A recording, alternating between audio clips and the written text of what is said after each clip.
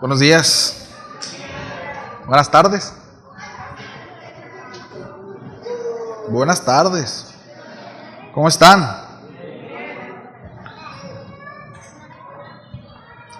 Un anuncio más.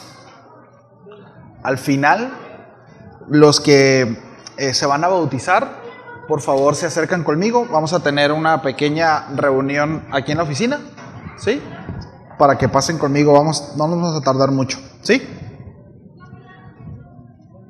Bien. Hola. Bienvenidos todos. ¿Estamos listos? Bien. Acompáñenme por favor a Santiago, capítulo 1, verso 2. Santiago 1, verso 2. De 2 al 4 voy a leer la Nueva Traducción Viviente. Leemos y me acompaña a hacer una oración, ¿sí? Se los leo. Dice: amados hermanos, cuando tengan que enfrentar cualquier tipo de problemas, considérenlo como un tiempo para alegrarse mucho, porque ustedes saben que siempre que se pone a prueba la fe, la constancia tiene una oportunidad de desarrollarse. Así que dejen que crezca, pues una vez que su constancia se haya desarrollado plenamente, serán perfectos, completos y no les faltará nada. Vamos a orar. Señor, muchas gracias. Gracias por el tiempo que permites que tengamos, Señor, en tu presencia como iglesia, como congregación. Gracias por esta oportunidad. Rogamos, Señor, que yo te pido que me des la gracia para predicar tu palabra esta mañana. Que de igual manera, Señor, en nosotros haya ese deseo por escuchar tu palabra y por aplicarla, Señor, en nuestras vidas. Necesitamos de tu intervención, Señor. En el nombre de Jesús. Amén y amén. Bien. Continuamos con la serie Un llamado a la madurez. El tema del día de hoy se titula Creciendo en la adversidad. Creciendo en la adversidad. El Señor nos enseña a través de las Escrituras a tener una mente sana y una mente humilde, ¿sí? A ver las cosas a través de sus ojos y no a través de las circunstancias. Y eso es un problema a veces, ¿sí o no? Sí. El intentar ver las cosas a través de la perspectiva de Dios y no a través de las circunstancias es algo sumamente complicado, ¿sí? Pero nuestra responsabilidad como hijo de Dios es precisamente descansar en el Señor, creyendo que tiene el control de todas las cosas y que no hay despropósito alguno en todo lo que nos acontece, ¿sí? Todo tiene una razón de ser. Ahora, vivir bajo este principio nos llevará a disfrutar de gozo, nos llevará a disfrutar de paz y de confianza. Y esto nos llevará por el camino a la plenitud y a la madurez. Miren, si entendemos esto que acabo de hablar, ya lo hicimos. Se cumple el propósito de la enseñanza. Sí. Entender, ¿verdad? Ver las cosas a través de sus ojos, ¿sí? Y no a través de las circunstancias. Y eso nos llevará, mis amados, al crecimiento y a la madurez.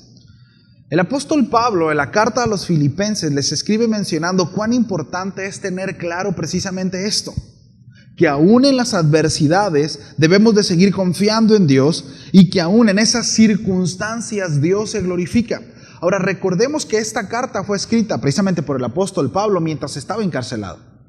Y él hablaba acerca del contentamiento y hablaba acerca de pensar de una manera sana. Él era un buen ejemplo para esto, ¿sí o no? Porque es difícil, ¿no? Imagínense estar hablando acerca de confianza, hablar acerca de fortaleza, de tener una mente sana, ¿sí? Estando encarcelado. Pero bueno, acompáñenme por favor a Filipenses 4, capítulo 4, verso del 12 al 14 y luego vamos a pasarnos al verso 19. Pero miren lo que dice el apóstol Pablo, estos son textos muy conocidos.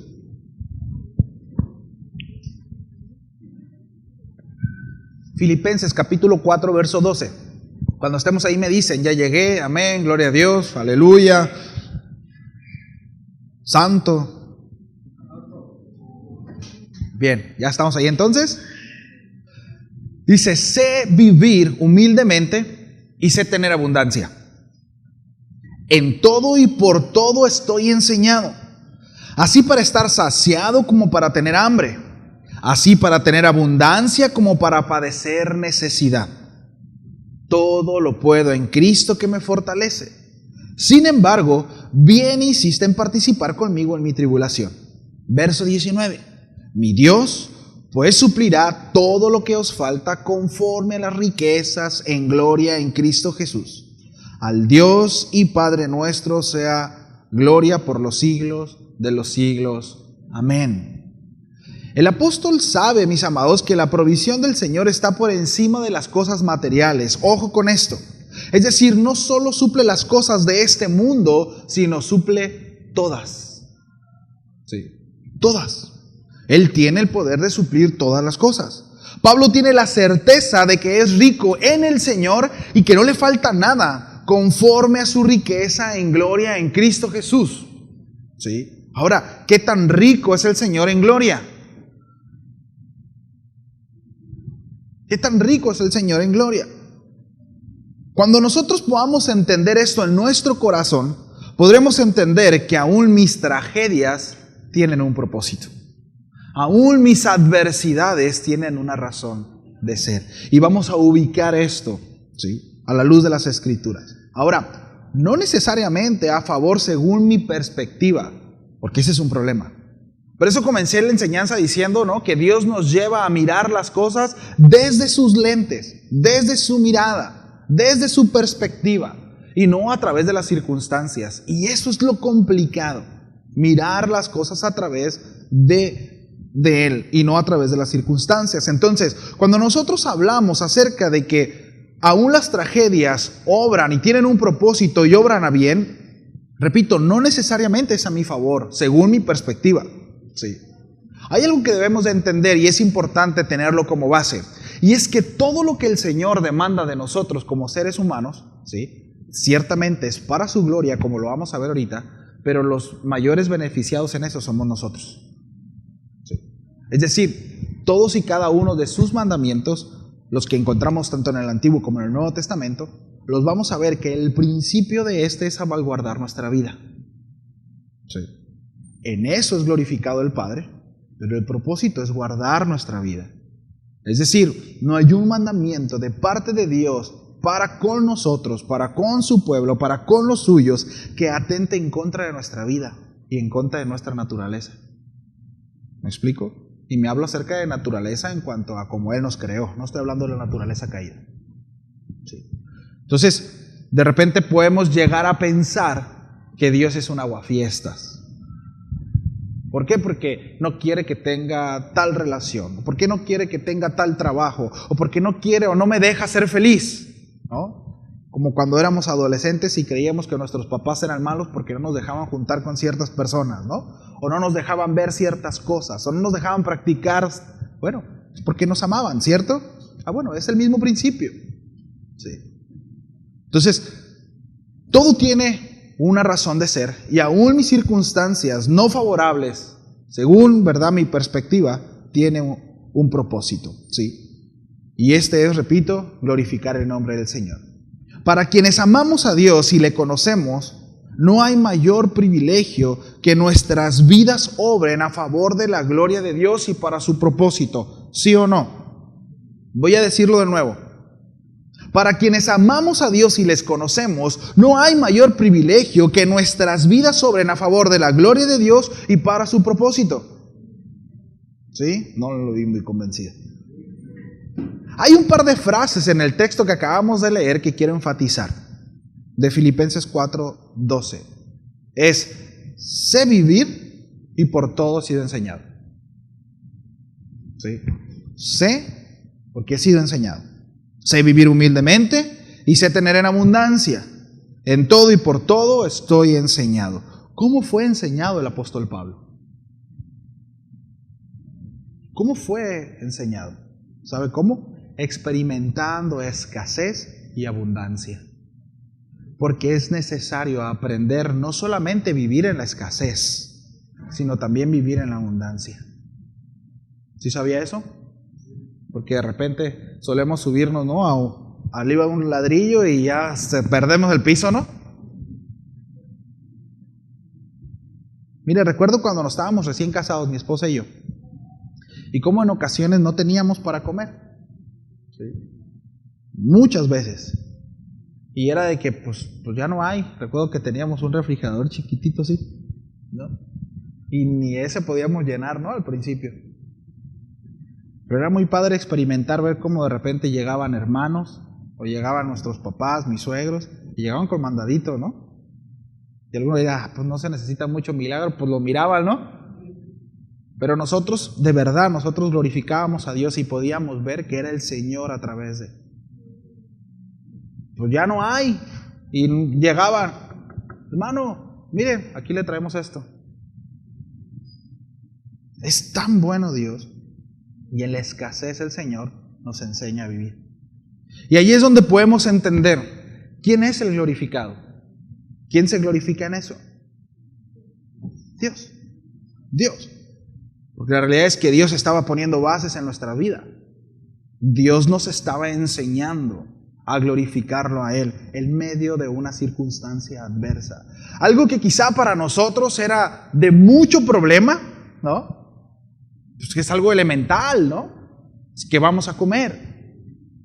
Sin embargo, Dios estuvo presente todo este tiempo. ¿Sí? En una ocasión, durante una semana,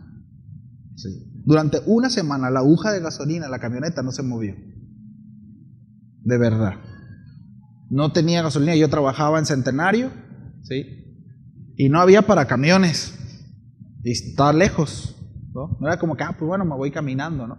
Yo recuerdo en la mañana, ya no había gasolina. Prendí el carro, ¿sí? Y la aguja de la gasolina estaba como a medio tanque. Dije, ya se descompuso, pues a donde llegue. Una semana, hermanos, estuvo la camioneta donde mismo de gasolina. Dios es bueno. ¿Sí? Después de una semana empezó a bajar la gasolina. Pero una semana el Señor proveyó de gasolina. ¿Sí? Dios es poderoso. Dios estaba tratando con nosotros. En la escasez nos estaba enseñando. ¿Sí? Ahora, ¿y qué si no hubiera habido mandado? ¿Y qué si no hubiera llegado alguien con bolsitas? ¿Y qué si no se hubiera llenado, si no hubiera habido gasolina?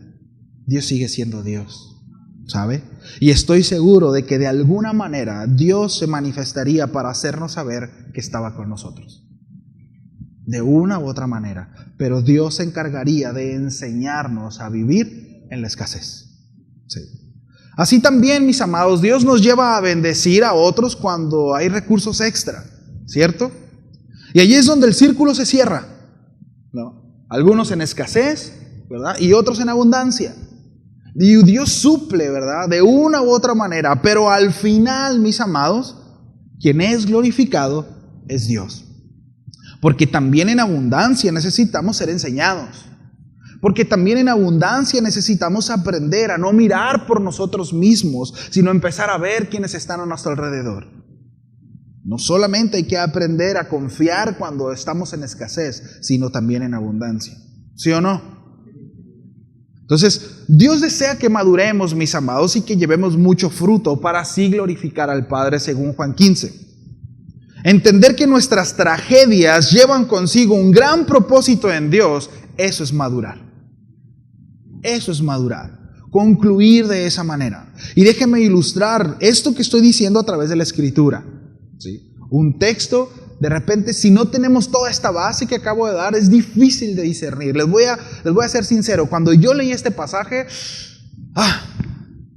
creó un poco de conflicto. Acompáñenme por favor al Evangelio de Juan, capítulo 9, verso 1.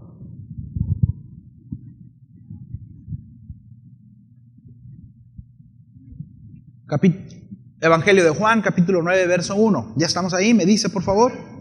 Bien. Dice, al pasar Jesús vio a un hombre ciego de nacimiento. Y le preguntaron sus discípulos diciendo, Rabí, ¿quién pecó? ¿Este o sus padres para que haya nacido ciego?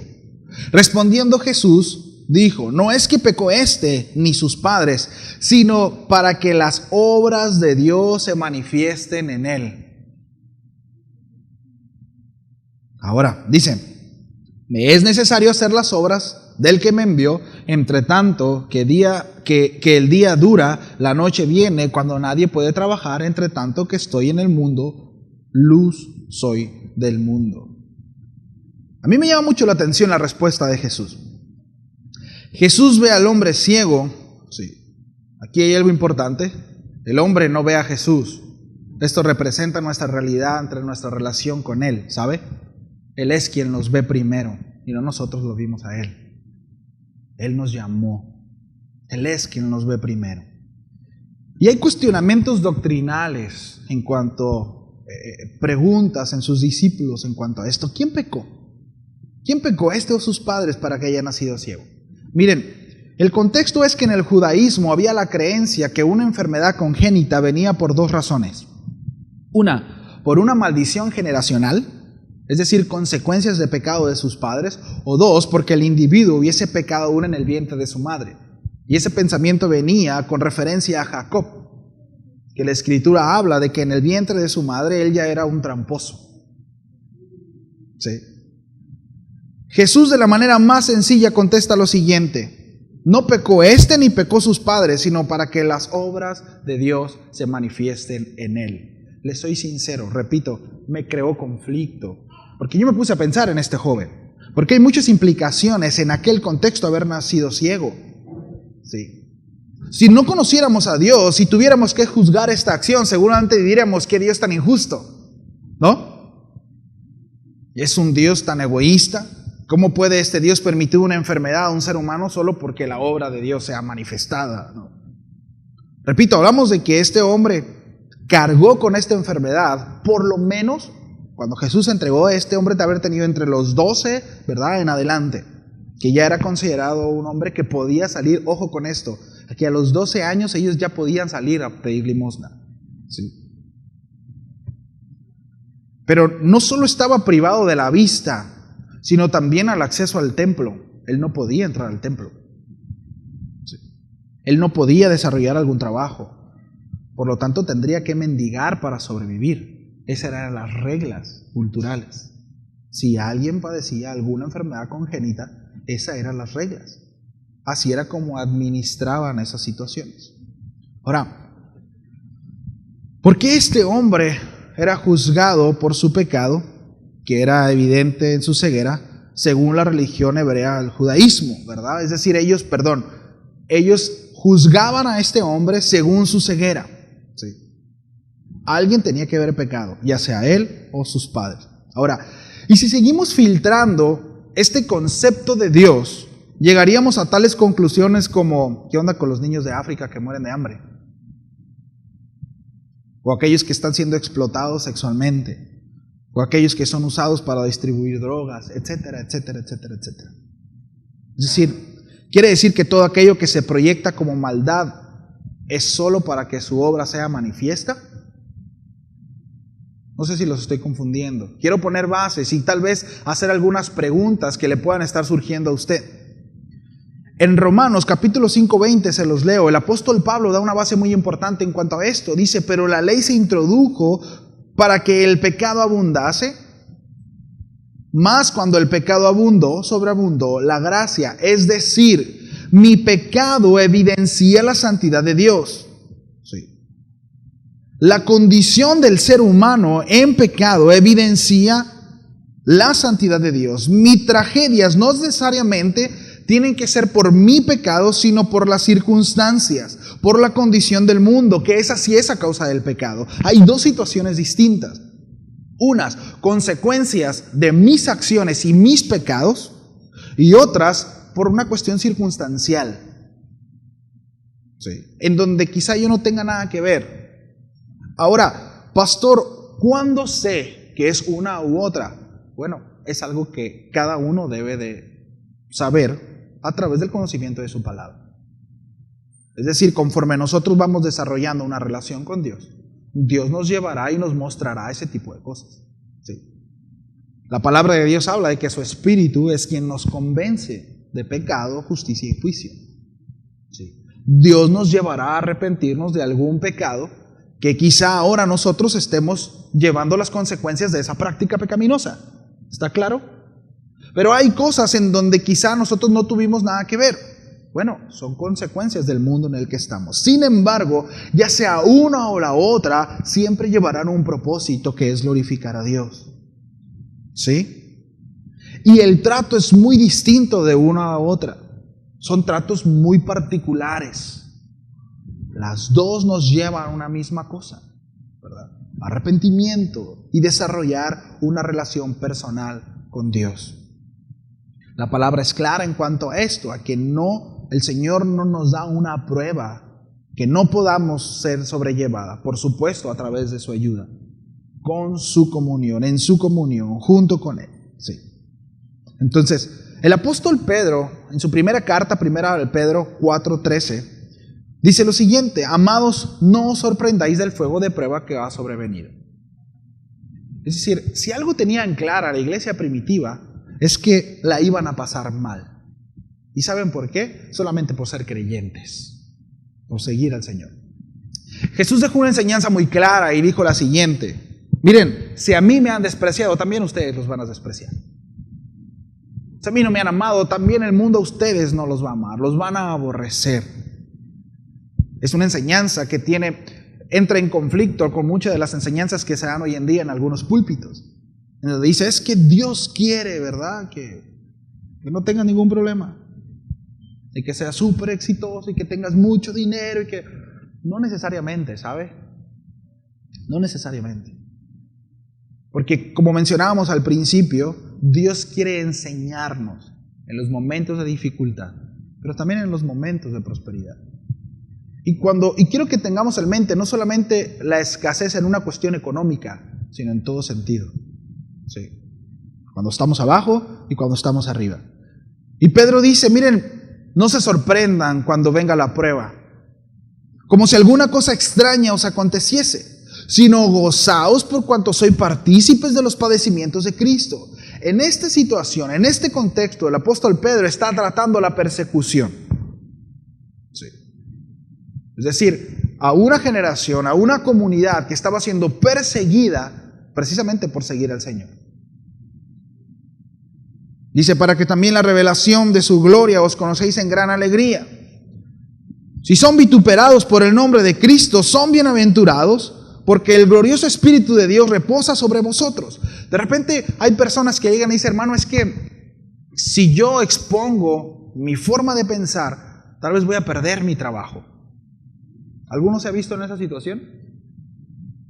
Si saben, ¿no?, de alguna manera que soy cristiano y expongo mi manera de pensar, quizá, ¿verdad? O muchos han tenido problemas en su trabajo, o han tenido problemas con su familia, precisamente por creer lo que creen, o por exponer sus creencias.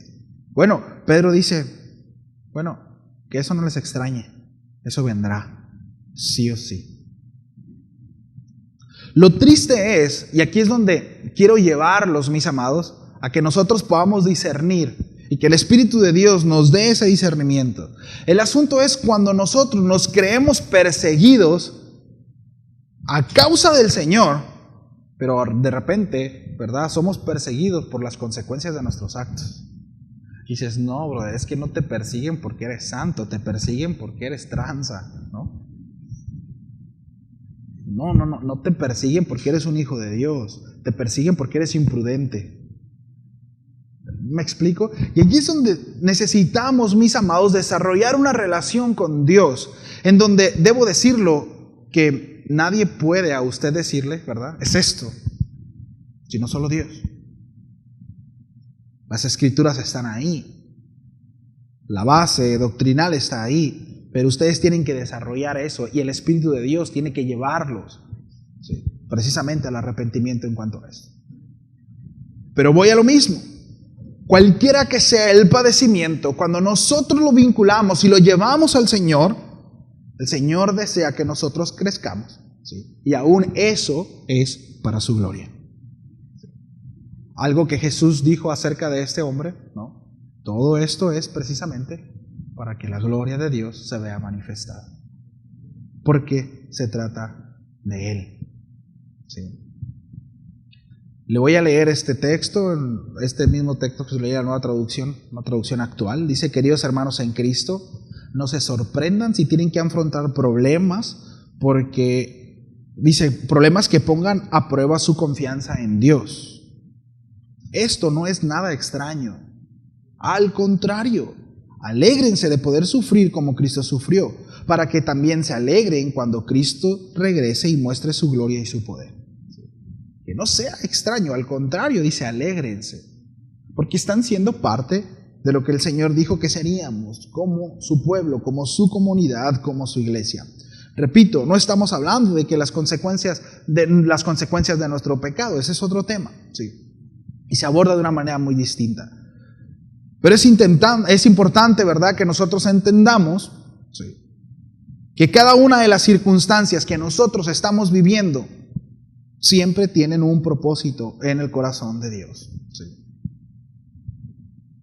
Quiero hablarles acerca de un hombre. No sé si algunos lo han escuchado, ya he hablado acerca de él. Y voy a tomar un par de testimonios y algunos escritos de él. Richard Groman, fundador de Voz de los Mártires. Él nació en Rumanía en 1909 y murió en el 2001. Cuando Rusia implementó el régimen comunista en Rumanía, fue encarcelado por predicar el Evangelio de Jesucristo y permaneció en aislamiento 14 años.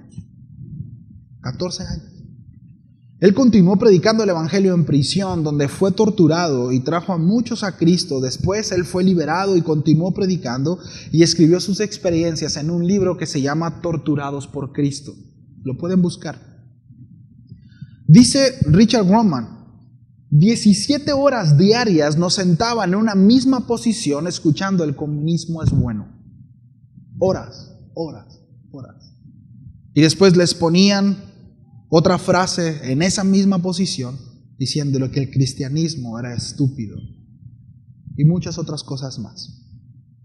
Fue torturado para que él le diera los nombres, los lugares de la iglesia subterráneas en donde él visitaba y donde él estaba. De acuerdo a su testimonio en Torturados por Cristo, nunca dio un solo nombre en 14 años. No lo hizo para liberarse a pesar de las torturas tan horribles que vivía. Él dijo lo siguiente: muchos de nosotros creemos que somos cristianos, que somos algo bueno, algo importante, que somos talentosos, que somos privilegiados, pero hay algo que retumba mi cabeza. Pablo dijo, soy nada. Cuando los comunistas tomaron mi país natal, dice Richard, hicieron lo que hacían en todas partes, pusieron en prisión a miles de cristianos y nosotros que éramos considerados de alguna manera personalidades de iglesias subterráneas, es decir, como pastores, fuimos capturados durante años en aislamiento. Yo mismo y otros estuvimos durante años a 30 pies bajo tierra y nunca vimos el sol, la luna. Habíamos olvidado que todo esto existía, no había sonido, solo los gritos de los que torturaban.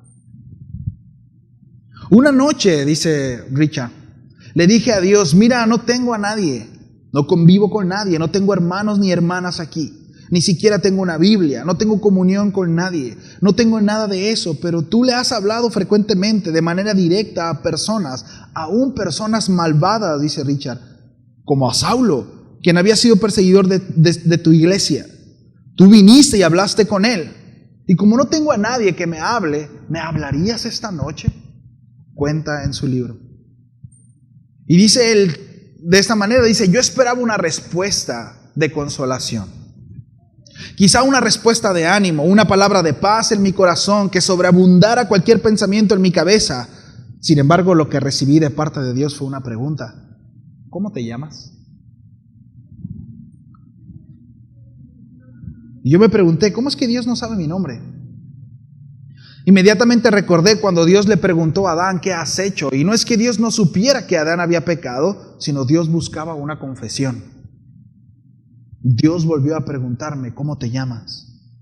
Había un hombre en mi localidad que se llamaba Richard como yo, pero él era un hombre piadoso y santo. Y si yo le contestaba mi nombre es Richard, tal vez Jesús me preguntaría, ¿como aquel Richard? Y yo tendría que contestar, no, yo no soy tan piadoso como él. Y si yo le contestaba que era cristiano, a mi mente venía aquellos cristianos que fueron perseguidos el primer siglo en Roma y que fueron muertos a causa de su fe, y decía, yo no soy como esos cristianos, yo no soy tan valiente como ellos. Y Jesús volvió a preguntarme, ¿cómo te llamas? Y si yo le contestaba, soy pastor, no me atreví, pues la palabra dice que los pastores velan por sus ovejas día y noche, y en mi mente venía, tú eres el buen pastor, tampoco soy pastor. Jesús volvió a preguntarme, ¿cómo te llamas? Entonces, dice Richard, caí al suelo con mi frente en el piso y temblando le dice, Jesús, no tengo nombre, permíteme llevar tu nombre. Hay un comentario acerca de esta reflexión que dice, no importa cuán grande sea nuestro castigo, delante de Dios siempre seremos indignos. No hay látigo ni espada que redima nuestra culpa, solo Cristo. Lo que dijo Richard, mis amados, frente al Señor fue lo que el apóstol Pablo dijo también allá en Gálatas 2:20. Dice lo siguiente, en realidad también yo he muerto a la cruz junto con Jesucristo. Ya no soy yo el que vive, sino que es Jesucristo el que vive en mí. Y ahora vivo gracias a mi confianza en el Hijo de Dios, porque Él me amó y quiso morir para salvarme.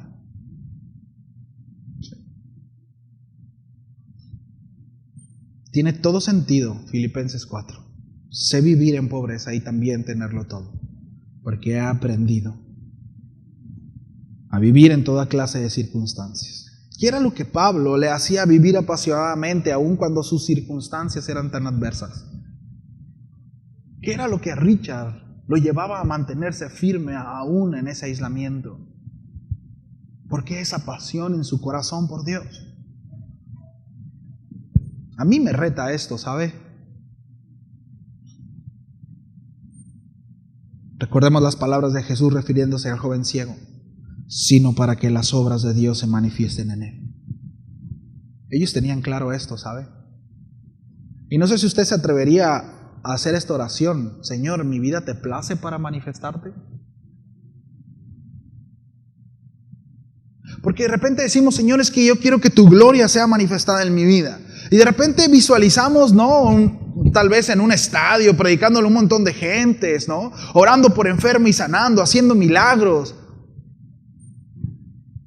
Pero ¿quién quiere padecer? ¿Quién quiere padecer? A veces no nos alcanza para extender la mano al que está a un lado de nosotros. Ni siquiera para eso nos da la fe. No somos capaces de despojarnos de nosotros mismos, de nuestro tiempo, de nuestros recursos. Pero queremos que la gloria de Dios se manifieste en mi vida. Pero hay una piedra en el camino y me quejo, Señor, pero si soy tu hijo. No que estás conmigo, Señor, mira. Un pastor fue capturado junto con su hijo en un país comunista. Lo tomaron para que le señalara dónde se congregaban las iglesias de la ciudad. Mientras torturaban a su hijo, le gritaban que le dijera la ubicación de estas iglesias clandestinas. Y el hijo le gritaba al padre, no lo menciones, no lo digas. Decía lo siguiente el hijo, prefiero morir viendo a mi padre firme en su fe, que vivir sabiendo que mi padre fue un cobarde que negó a Jesús.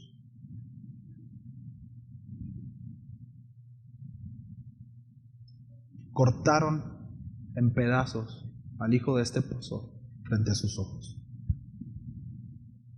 ¿Qué nos llevará a disponer nuestras vidas a Dios de esa manera, mis amados? ¿Sabe cuál es la respuesta? Conociéndolo. Conociéndolo. Una religión no te lleva a eso. Conociéndolo, conocerle a Él. Y no estoy hablando de fanatismo, no estoy hablando de eso. Nosotros no estamos en estas circunstancias, ¿sabes? Nosotros realmente es muy poco probable que nos capturen, ¿verdad? Y que capturen a nuestros hijos en este tiempo, ¿no? Y en la zona en la que estamos. Y que nos suceda esto, es muy poco probable. Hasta ahorita. Pero hay muchas otras maneras, mis amados, de evidenciar nuestra fe. Y mucho más sencillas. Durante 7 años, un verdugo venía con Richard. Según su crónica, dice que él venía todos los días a escupirle. Le orinaba la celda e incluso hasta le defecaba. Y la respuesta de Richard era: te amo en Cristo. Richard confiesa, no todo el tiempo lo sentía, pero sabía que tenía que decírselo cada vez que venía a hacerlo. 7 años todos los días. 7 años pidiendo al verdugo a gritos que le dejaran mutilar el cuerpo de Richard. Cuando le autorizaron, dice Richard, algo pasó. Este hombre cayó de rodillas diciendo: ¿cómo puedo resistirme a un amor tan puro, aun cuando yo estoy dispuesto a quitarle la vida?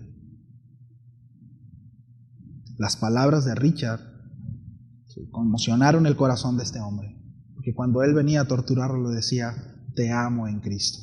Cuando Richard vio esto, entendió que los 14 años de aislamiento y todo su pesar había cumplido su propósito. Todo esto fue sino para que las obras de Dios se manifiesten en él. Qué esperanzador, ¿no?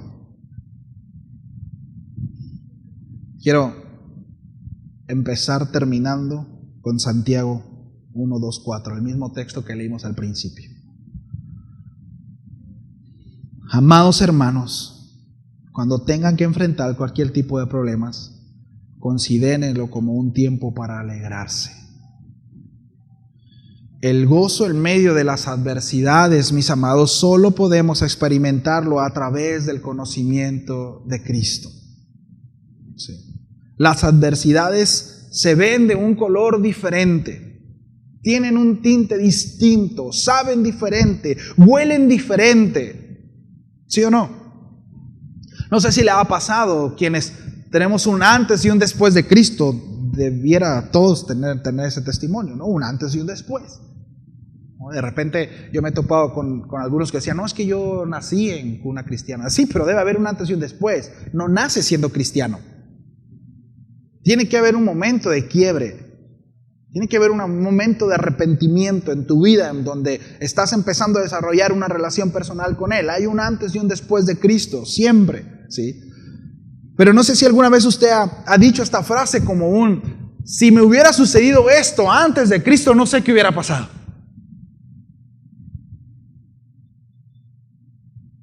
Qué bueno que está Dios conmigo. Las adversidades se ven de un color distinto. Dios desea llevarnos al entendimiento, mis amados, que aún las tragedias, escúcheme, son necesarias. Dígale que está a un lado: las tragedias son necesarias. Son necesarias. ¿Para qué? Para nuestra madurez y para nuestro crecimiento espiritual. Y voy a decir algo muy fuerte, mis amados, pero Dios permite esos puntos de contactos para que así y solo así volteemos a verlos. Así podremos vernos vulnerables y necesitados en su intervención. Recuerdo que el pastor Raúl lo llegó a mencionar un par de veces, ¿no? Y decía: muchos de los que estamos aquí porque tenemos necesidad, si no, ni siquiera nos paráramos acá. Muchos nos podemos ver identificados con eso. Y Dios en su misericordia, repito, hablamos, ¿no?, acerca de que consecuencias de pecado. Pero ¿por qué hay tanto niño y muertos y consecuencias de pecado? No es que Dios diga: hoy quiero, ¿verdad?, que secuestren a niños y que maten a tantos. No, son consecuencias de pecado. Hay una evidencia, el mundo evidencia su condición y su necesidad por Dios. El mundo dice: mira Dios, ¿cómo tienes al mundo? No, es la consecuencia de haberse alejado de Dios. Y es cuestión de que echemos un vistazo a la forma de pensar del mundo, la ideología del mundo. Se apresura cada vez más a alejarse de Dios. Y las consecuencias nos están alcanzando. Y las cosas se van a poner peor. Pero el asunto acá, ¿no?, como hijos de Dios, sí, es que Dios ciertamente permite cosas para que podamos voltear a ver. Y para que podamos entender cuán vulnerables somos. Y que necesitamos de su intervención. Ayer en la mañana hablábamos un poquito de esto, ¿no?, en el devocional. Necesitamos entender, mis amados, que necesitamos de Él.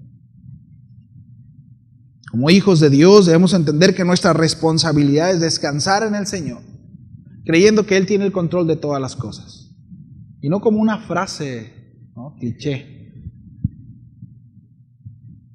sucede algo bueno y de repente, ¿no? Redes sociales se llena de eso. Es que los tiempos de Dios son perfectos. Sí, los tiempos de Dios son perfectos, pero todos los tiempos de Dios, aún los tiempos malos, también esos tiempos son perfectos, ¿sabe? Los momentos de dificultad también en Dios son perfectos. Los momentos de adversidad también en Dios son perfectos. Los momentos de escasez, de enfermedad, también son perfectos. Y debemos entender algo, mis amados, y aquí es donde el pensamiento del Señor se eleva aún más de nuestra naturaleza. Y es que no estamos diseñados para vivir en este mundo. Y nuestro mayor problema es que estamos tan arraigados a este mundo que precisamente nos estorba a ver lo que el Señor nos ofrece. Y es una eternidad en donde ya no habrá temor, en donde ya no habrá cansancio, en donde ya no habrá ninguna inclinación al pecado, sino será una completa y profunda plenitud y paz en su presencia. ¿Cuántos dicen amén? Tenemos como garantía eso. ¿Me ayudas, Víctor, con el piano, por favor?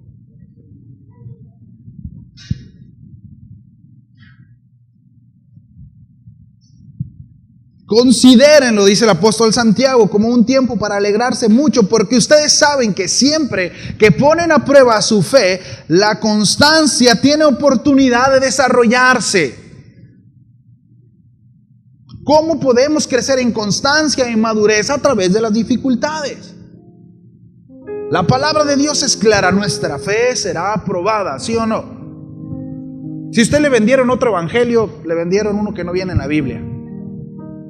Nuestro Señor Jesucristo fue claro y Él dijo: en el mundo tendréis aflicción, pero confiad,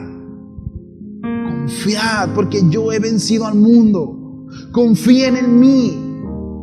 Estoy por encima de todo esto. Voy mucho más allá de lo natural. Voy mucho más allá de lo que tus ojos ven. Voy mucho más allá de lo que tu corazón siente. Voy mucho más allá. Confía.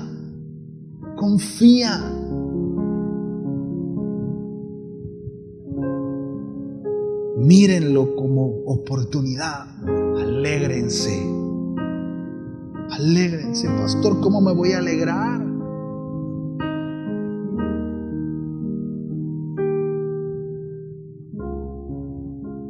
Dice Santiago: dejen que crezca, pues una vez que su constancia se haya desarrollado plenamente, fíjese lo que dice, serán perfectos y completos y no les faltará nada.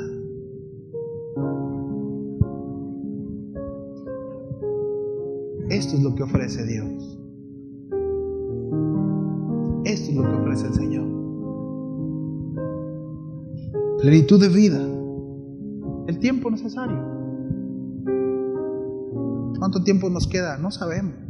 Pero lo que podamos llegar a experimentar en Dios en esta tierra, mire, es solo una probadita de lo que nos espera en la eternidad.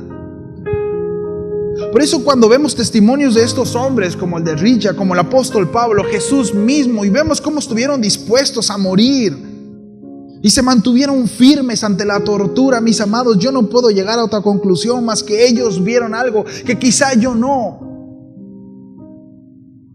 Su esperanza, su corazón estaba reposando en algo que quizá yo no, pero deseo.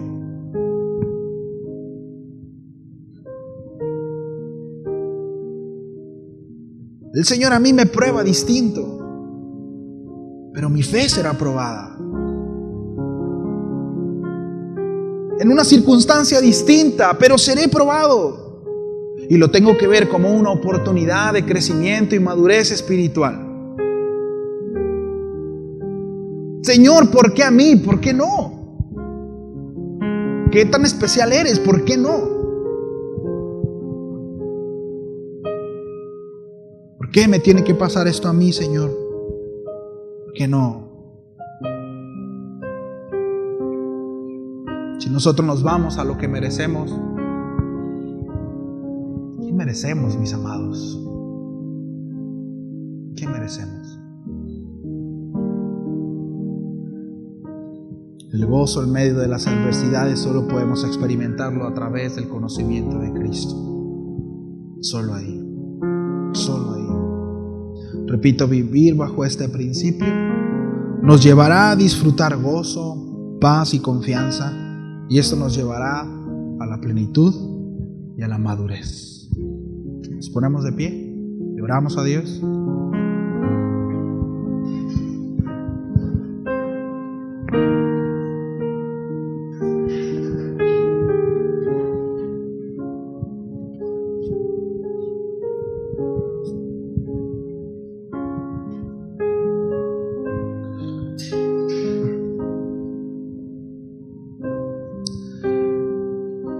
Cuando yo era aún más joven, más chavito de lo que estoy, yo soñaba con que un día me pasara esto, ¿sabes? Que llegaran con una pistola y que me dijeran, bueno, es por Cristo. Y yo, sí. Qué fácil, ¿no? Seamos realistas, qué fácil. Pero conforme he avanzado en mi caminar con el Señor, me he dado cuenta de que hay muchas otras pruebas del día a día donde necesito estar firme. No vivimos bajo un gobierno comunista, ni mucho menos. Tenemos libertad de expresión. Podemos predicar el Evangelio, podemos reunirnos.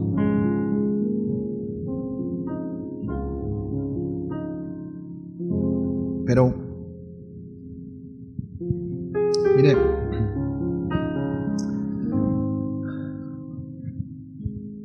un misionero de este lado del charco fue para allá, para el otro lado del charco, para Chile. Y el contacto que tuvo allá, ya lo he comentado esto, pero el contacto que estuvo allá era una jovencita de 14 años que ya había sido capturada algún tiempo y la habían torturado. Y ellos se reunían en iglesias clandestinas, subterráneas. Hay zonas en donde está prohibido predicar el Evangelio, aún hoy en día. Y él, al ver todo lo que estaba sucediendo, todo lo que pasaba, él en la emoción, ¿no? Y en el buen deseo le dijo, ¿sabes qué? Voy a orar para que la persecución cese de este lado y que ya no tengan que pasar por lo que están pasando y que puedan congregarse y que puedan predicar el Evangelio. Y le dije, no es así. Le digo, por favor, no es así. Mejor ora para que el Señor nos fortalezca y que nos mantengamos firmes. Porque el día que la persecución cese acá, seremos una iglesia como la de ustedes.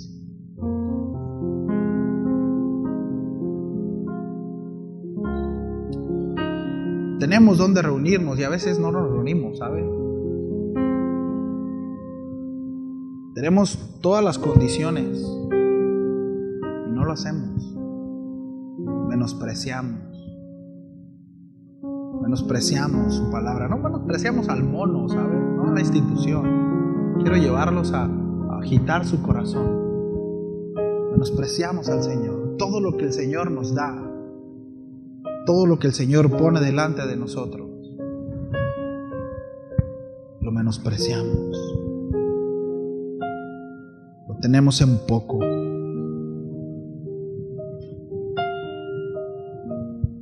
Hay muchas otras cosas en donde mi fe será probada. ¿Y qué si empezamos con esforzarnos y llegar temprano todo el tiempo a la congregación y no dejar de asistir y poner por prioridad eso y servir al hermano y servir a mi familia y servir a mi amigo y estar atento de las necesidades? ¿Y qué si empiezo por ahí? Y sirvo a mi iglesia local. ¿Y qué si empiezo por ahí?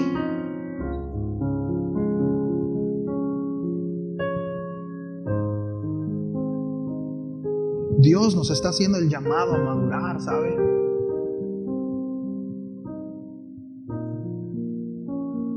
Dios nos hace ese llamado. Y miren, y no estoy hablando de crecer, de una iglesia grande. Y miren, si Dios quiere que haya más gente, está bien. Eso no es relevante. El asunto es que los que estemos maduros. Estemos firmes. Que seamos de veras, pues. Que seamos de veras. Es un reto, mis amados. Es un desafío. el cual Dios pone delante de nosotros.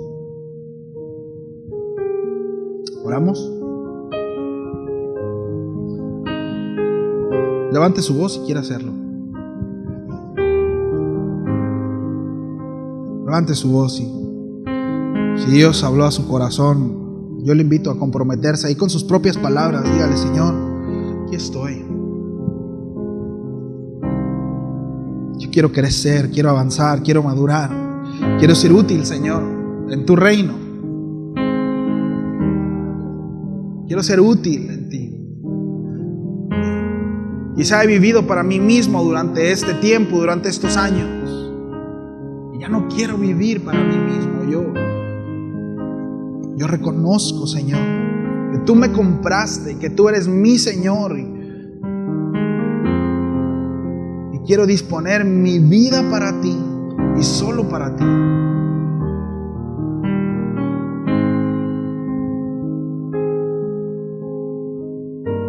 Ayúdanos, Señor. Ayúdanos a cada uno de nosotros. Que aún en los detalles más pequeños, Señor, podamos ser aprobados. Que nuestra fe sea evidente en nuestra casa, con nuestra esposa, nuestro esposo, con nuestros hijos. Haznos crecer, haznos madurar. Que podamos aprender, Señor, que como el apóstol Santiago dice, que haya gozo en nuestro corazón cada vez que nos veamos en una circunstancia adversa. Y que podamos voltear al cielo y decir: Señor, esta es una oportunidad para conocerte a ti y para glorificarte a ti. Que quienes estén a mi alrededor puedan ver que tú eres el Dios real, el único y verdadero Dios. Y que no hay otro como tú, Señor. Y que cuando hay escasez, Señor, puedo estar presto a ver la oportunidad de tu intervención en mi vida. Y que cuando tal vez haya un poco más, Señor, poder estar presto para poder bendecir a otros. Y que tu nombre sea glorificado. Que tú seas enaltecido.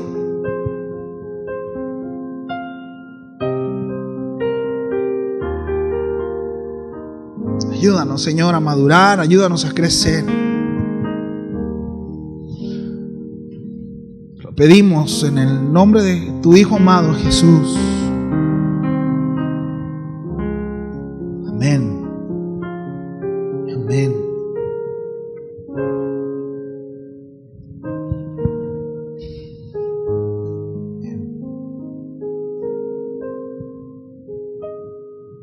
Nos llevamos tarea, ¿no?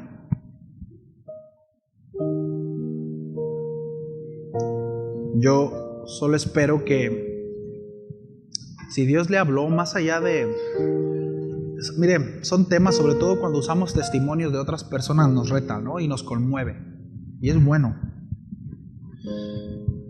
Pero no sirve de nada si nosotros no estamos tomando decisiones. Es decir, si solamente tocó la fibra emocional y me conmovió, qué bueno.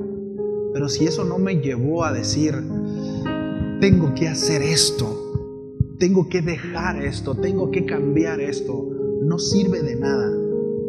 Qué bueno que nos conmueva, qué bueno, pero nos tiene que llevar a tomar decisiones, ¿sabe? Si no, no sirve de nada. Eso es fe. Eso es fe. ¿Sí? Familia, que Dios los bendiga. Por el favor de Dios, nos vemos el miércoles. ¿Sí? Y por favor, los que van a bautizarse, los veo acá en la oficina. ¿Sí? Bendiciones.